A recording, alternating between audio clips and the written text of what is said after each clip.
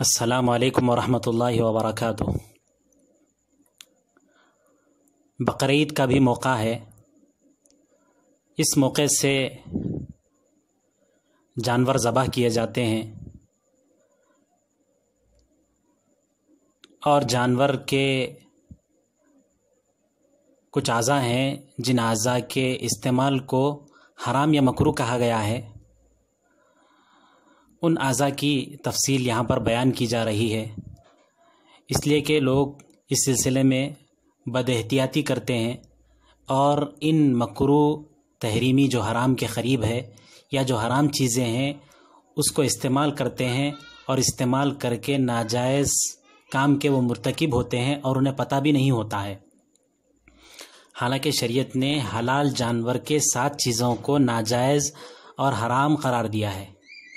اور ان 7 چیزوں کا حرام ہونا یا ان کا مکروہ تحریمی اور ناجائز ہونا خود قرآن و حدیث کے ذریعے سے ثابت ہے۔ اس لیے ان 7 چیزوں کے کھانے سے احتراز کرنا چاہیے، ان 7 چیزوں کے کھانے سے بچنا چاہیے۔ اس سلسلے میں سب سے پہلی چیز تو خون ہے۔ خون کا تذکرہ خود قرآن کریم کے اندر موجود ہے، اور خون کے حرام ہونے کے سلسلے میں جو دم مسفوح ہوتا ہے، جو بہتا ہوا خون ہوتا ہے، جس کو قرآن کریم میں الدم المسفوح کہا گیا ہے، اس خون کے حرام ہونے کے سلسلے میں کوئی شک و شبہ نہیں ہے۔ البتہ 6 چیزیں اس کے علاوہ جو ہیں اس کا تذکرہ نبی کریم صلی اللہ علیہ وسلم نے حدیث مبارکہ کے اندر فرمایا ہے، اور نبی کریم صلی اللہ علیہ وسلم کی وہ روایت جس کے اندر ان 6 چیزوں کا تذکرہ خون کے ساتھ آیا ہے، اس روایت کو امام عبدالرزاق نے مصنف ابن ابی شیبہ میں، امام محمد بن حسن شیبانی رحمہ اللہ نے، اور اسی طریقے سے امام بیہقی رحمۃ اللہ علیہ نے، اور اسی طریقے سے امام طبرانی وغیرہ نے اس روایت کو حضرت مجاہد کے واسطے سے حضرت ابن عباس رضی اللہ تعالیٰ عنہ سے نقل کیا ہے کہ نبی کریم صلی اللہ علیہ وسلم بکری کے 7 چیزوں کو مکروہ سمجھتے تھے۔ یہاں پر مکروہ سے مراد مکروہ تحریمی ہے، جو حرام کے قریب ہوا کرتی ہے، یعنی جس طریقے سے حرام کو کھانا ناجائز ہے، اسی طریقے سے مکروہ تحریمی جو چیزیں ہیں ان کو بھی نہیں کھانا چاہیے۔ نبی کریم صلی اللہ علیہ وسلم نے 7 چیزوں کا تذکرہ فرمایا ہے، جو 7 چیزیں مکروہ ہیں۔ ان چیزوں میں سب سے پہلی چیز جس کا نبی کریم صلی اللہ علیہ وسلم نے تذکرہ کیا ہے، ایک تو خون ہے، جس کا تذکرہ قرآن کریم کے اندر بھی موجود ہے کہ بہتا ہوا جو خون ہوتا ہے، جو جانور کے ذبح کرنے کے وقت نکلتا ہے، یہ خون بالکل حرام ہے، یہ بالکل بھی اس کو استعمال نہیں کیا جا سکتا۔ البتہ وہ خون جو گوشت کے ساتھ لگا ہوا ہوتا ہے وہ بالکل پاک ہے، اس کے استعمال کرنے میں کوئی حرج نہیں ہے۔ دوسری چیز جس کے استعمال کرنے کو مکروہ تحریمی کہا گیا ہے وہ پتا ہے۔ یہ جگر کے ساتھ لگا ہوا ہوتا ہے، یہ پتا جس کے اندر کہا جاتا ہے کہ زہر جمع ہوتا ہے، اس کا استعمال کرنا بھی مکروہ تحریمی ہے۔ تیسری چیز مثانہ ہے، یعنی پیشاب کی تھیلی جہاں پر پیشاب جمع ہوتا ہے، اس کا استعمال کرنا بھی مکروہ تحریمی ہے۔ اور چوتھی چیز غدہ، یعنی جانور کے اندر اگر کہیں پر مار لگ جاتا ہے تو جانور کے جسم پر جو ابھار ہوتا ہے، جو گٹلی پیدا ہوتی ہے، تو وہ اس گٹلی کا کھانا بھی مکروہ تحریمی ہے۔ اور 5ویں چیز نر، یعنی مؤنث جو جانور ہوتا ہے، جو نر جانور ہوتا ہے، اس کی جو شرمگاہ ہوتی ہے وہ بھی مکروہ تحریمی ہے، اس کا کھانا بھی مکروہ تحریمی ہے۔ 6ٹھی چیز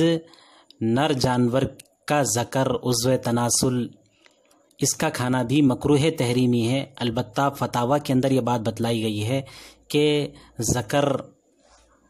مرد جانور کا جو عضو تناسل ہوتا ہے، اس عضو تناسل کو بطور دوا کے ضرورت پر استعمال کیا جا سکتا ہے، ورنہ عام طور پر اس کا استعمال مکروہ تحریمی ہے۔ اسی طریقے سے 7ویں چیز یہ جانور کے فوتے ہیں، جانور کے فوتوں کا کھانا اور استعمال کرنا بھی مکروہ تحریمی ہے۔ یہ 7 چیزیں ہیں جس کا تذکرہ نبی کریم صلی اللہ علیہ وسلم نے حدیث میں فرمایا۔ پہلی چیز خون تو حرام ہے، اس کے علاوہ پتا، مثانہ، غدہ، گٹلی، نر کی شرمگاہ، مادہ کی شرمگاہ، نر کا عضو تناسل اور فوتے اس کا کھانا مکروہ تحریمی ہے۔ البتہ یہاں پر اس بات کی وضاحت ضروری ہے کہ اوجڑی کے کھانے کو عموماً ناپسند کیا جاتا ہے، لیکن صرف اس کے ناپسند ہونے سے یا طبیعت کے اس کو ناپسند کرنے سے یا طبیعت کے اس کے اکراہ کرنے سے اوجڑی کا کھانا حرام نہیں ہوتا ہے یا مکروہ نہیں ہے، بلکہ بالکل کھایا جا سکتا ہے۔ اور ایک چیز ہے جس کے سلسلے میں لوگوں کے اندر یہ بات عام ہے کہ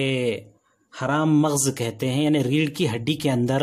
ایک قسم کا مغز ہوتا ہے، ایک سفید مغز ہوتا ہے، اس کے کھانے کو بھی عموماً معاشرے کے اندر برا سمجھا جاتا ہے یا اس کو مکروہ حرام وغیرہ کہا جاتا ہے، لیکن یہ ایسی چیز نہیں ہے، اس کو کھایا جا سکتا ہے، جس کا تذکرہ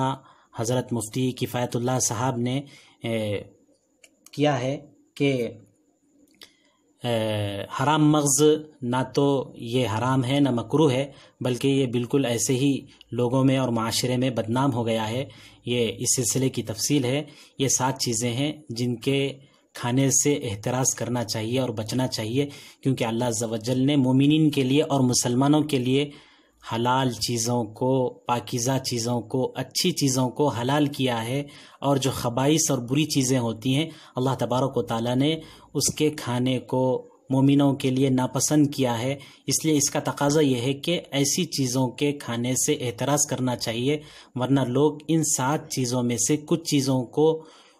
بغیر کسی سوچ کے سمجھ کے اس کو استعمال کرتے ہیں اور اس سلسلے میں احتیاط نہیں کرتے ہیں۔ اس لیے اس مسئلے کی وضاحت کی گئی تاکہ ان 7 چیزوں کے استعمال سے